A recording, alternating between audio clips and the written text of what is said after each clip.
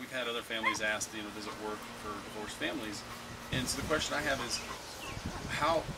Okay, so what do you do about the card if they're not here, or if they're here? Are they still asked to do the card when they're over at mom's house? It works if you want it to work. I mean, it's learning how to do braids and piggies and ponies and how to put a cami together with a dress and to accessorize all that stuff. Yeah. So Stacy's always got the kids on Wednesday, Thursday, and we rotate weekends, so it's joint custody. And so when we get our cards,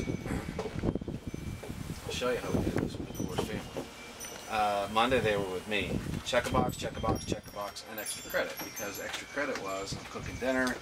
The girls always ask, yeah, you can be excused. Great, they go run around and play. And I came back inside, and both the 6 and 4-year-old have their plates up at the sink and the table is wiped off without me asking. Yeah. Check a box, extra credit, right? Yeah. And so Monday for this week, this is this week's card, 6/11 of 2012. Joe and Cass, and then this week is Forgive, right? So we've talked about that a little bit. But Tuesday is usually my day. I had to go to Detroit, Michigan for work. So I write Mom, Mom, Mom on the card. And I keep these because looking back when they're 25 and 30, they'll be able to see this.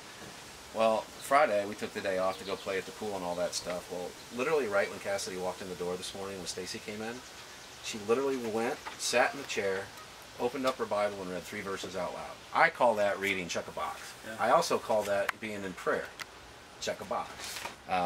But I always ask Cass, and we talk all the time, did you say your prayers over at Mom's? If she did, when we come home, check a box. And the kid is a reader. Check a box. Yeah. I mean, and if you miss a day, it's not like it's not the end of the world. I mean, because we as adults miss days, we miss things too, and it's really. I always say, I've had some parents say, you know, we tried 10, 20, 30 to go for a week and it didn't work, and then I have to ask myself, what were their expectations? Did they think overnight that kids were just going to pick this up? And they're no different than we are. You know, forming habits and developing great habits take time. And I think of 10, 20, 30 go as making small deposits in your children over a long period of time. It's like the compound effect. We both talked about that slide edge. Doing the little things compounded over time. So I look at it like this. It's a cool tool because, A, both my kids have a really cool vocabulary. Achievement, courage, fear, forgive. Their vocabulary explodes. That's cool. Yeah. You're talking about the words on the back of the card. Yeah, I'm talking about the words on the back of the card. I mean, you know. It's a good prompting, right? So you know, we're busy parents. We don't have time to sit down and think of a scripture verse or a theme for the week, and it kind of gives it to you. It's right here. Oh, let's talk about this. You know, it's right in my face, and I don't have to do a lot to do other than pull the card off the. So, but I look at this as more of a really cool tool to lay a foundation, and I look at it from, okay, you know, we've been in this situation since the girls were 3 and 1, now 6 and 4. Really? Yeah. Wow. We've been doing this for the better part of a year and a half, almost 2 years. So she was 4 when you started? About 4 and 2. And she does it with a smile. She gets an allowance. We do $1 for every age you are every week. So she gets $6, Joe gets 4. Yeah. And we put it upstairs, and then we tie it at the church. So $1 goes here, and then we do our thing, and we save, and then they get to go spend at Target or whatever they want to do. So we tithe, save, and then you know, let her buy stuff. But still to this day, Cassidy to this day still prays for the people in Johnson.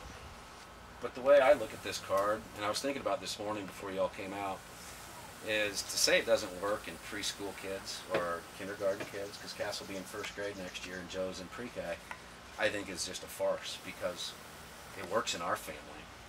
And I can't imagine trying to implement this for the first time into a 13-year-old. Habit. It's become a habit, which over time, that slide edge is laying a foundation of good habits and I remember. And so I like it for where we're at today. It helps me, and it helps me connect with the kids. Word for the week is? Forgive, and forgive means our debts as we forgive our debtors. And what Bible verse and chapter is that? Matthew 6:12. That is correct.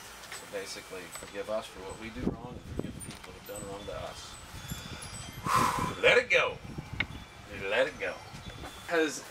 So 10, 20, 30 go has not only impacted, or just the prayer piece, not only impacted what you do in your house, you're saying it's actually spilled over to the other house. Sure. Yeah. That's interesting. I've told you this before. I look at, I mean, trying to be a dad that does it all on his own over here.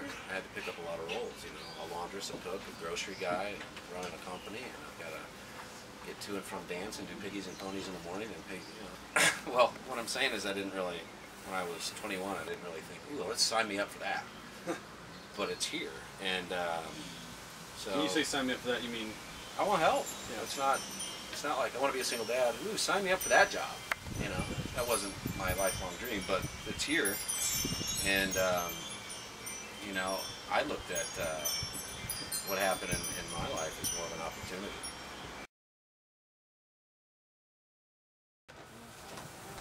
Debts. Debtors. And so when I was teaching you, forgive us our debts and we forgive our debtors, remember, forgive means forgive me for what I do wrong and forgive the folks that have done wrong to me. Right? So debts and debtors.